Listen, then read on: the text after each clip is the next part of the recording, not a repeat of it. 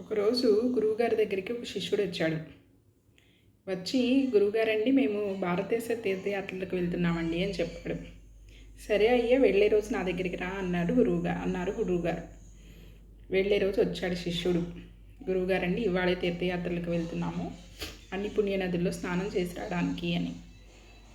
సరే అయ్యా, జాగ్రత్తగా వెళ్ళరండి అని చెప్పి ఒక పెద్ద కాకరకాయని శిష్యుడి చేతికిచ్చి, మీరు ఏ ఏ పుణ్యనదుల్లో అయితే స్నానం చేస్తారో ఈ కాకరకాయని కూడా అదే పుణ్యనదుల్లో స్నానం చేయించుకొని తీసుకురండి అని చెప్పాడు. సరే అని తీసుకువెళ్ళాడు శిష్యుడు.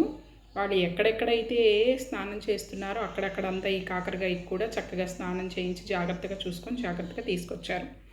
తీసుకొచ్చిన తర్వాత గురువుగారికి ఇచ్చారు.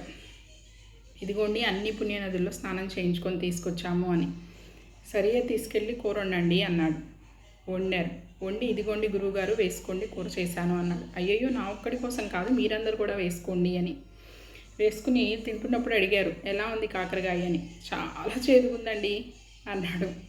అంటే అప్పుడు అన్నారు గురువుగారు, కాకరకాయ ఎన్ని పుణ్యనదులు స్నానాల్లో చేసిన దాని గుణం ఎలా అయితే వదులుకోలేదో, అలాగే మన గుణాన్ని వదులుకోకుండా, మన మైండ్ సెట్ మార్చుకోకుండా, మన ఆలోచనలు మార్చుకోకుండా ఎన్ని పుణ్యనదుల్లో స్నానం చేసినా ఏంటి ఉపయోగం అని అడిగాడు.